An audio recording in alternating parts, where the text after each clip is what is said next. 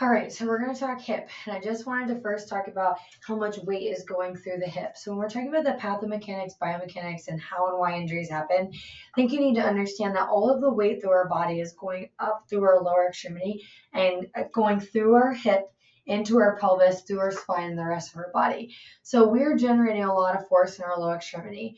When we're just walking and we have this swing phase, so one foot is up now and the other foot is taking all of our weight, it's taking now as much as our whole body weight, up to 3 to 4 times our body weight.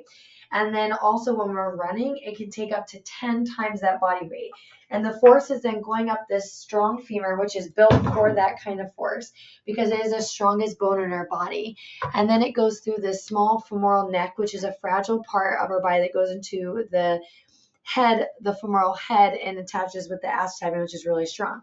This femoral neck is the weakest part. This usually is not a problem. However, if we have any kind of issues with our bone health, like if we're being malnutrition, so like if we're not getting all of the minerals and vitamins or our body's not absorbing it, so it can be how we're eating, it could be underlying conditions in our body, things. If this is weak, then it's usually the first area. So when we have marathon runners, especially those who have disordered eating with it, they're really high risk for femoral neck fractures. They're really hard to diagnose. It's usually just kind of like a dull, achy pain that doesn't go away.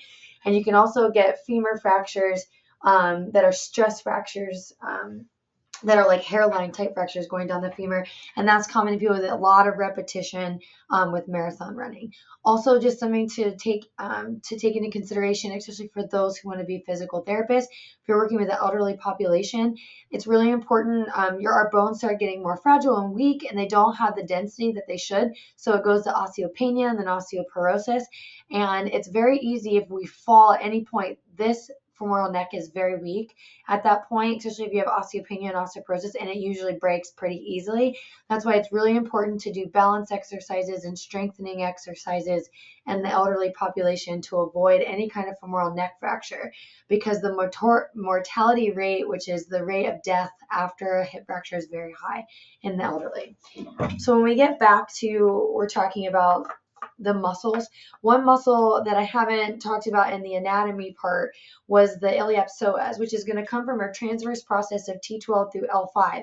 Going to attach on these little bones sticking out, and they're going to come down and they're going to attach the lesser tuberosity. So I talked about the greater tuberosity on the outside. Well, on the inside here, this blue spot is the lesser tuberosity. It's just like a little bump on the femur. And so it's coming down and attaching from right here to here. And it's called our, this is what we refer to as our hip flexor. It can get really tight. Anytime the pelvis starts rotating anywhere, that's going to get, the psoas is going to get really tight and inflamed and feel like a rope on the front of our hip.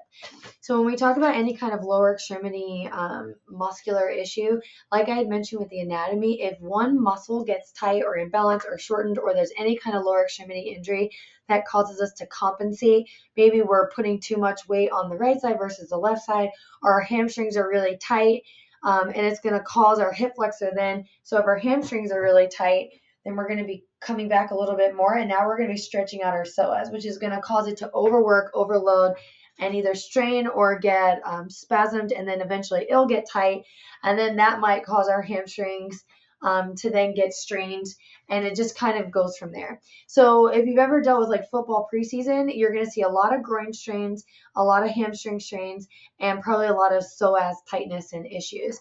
So some of the things to think about why that is happening. Well, one, our inherent movement when we are moving is hip flexion.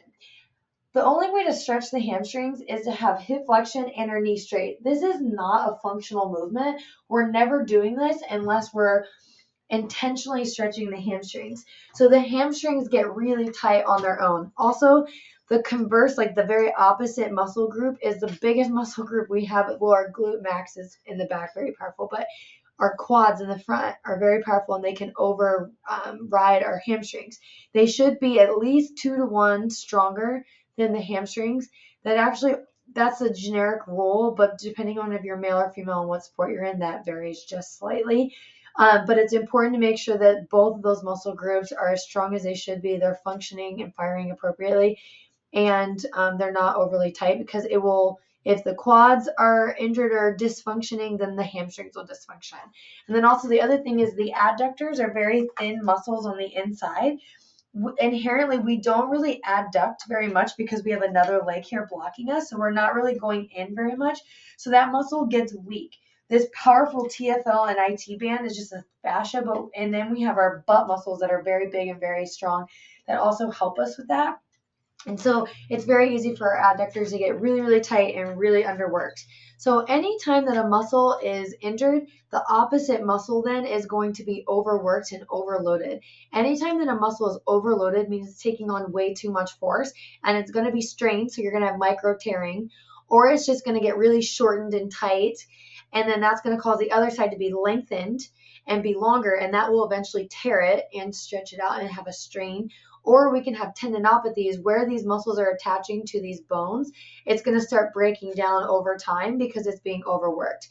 So usually the issues that we're dealing with, the hip and thigh and pelvis, are muscular issues, and we're dealing with strains, which are tears, little micro tears. We're dealing with tendinopathies where the tendon where they're attaching the bone is actually breaking down over time and degenerating. Or we also have bursas as well on some of these, the trochanter and the psoas, and they can get really big and inflamed and angry. And so those are usually the issues that we're dealing with, and they always come from either a tightness or an imbalance or some kind of postural issue or an injury that we're not really intervening on that's creating more issues. So that's basically how the kind of lower body works, and it all kind of affects the hip. And now I'm going to focus on 2 key injury highlights. But if you have any questions about this, please reach out.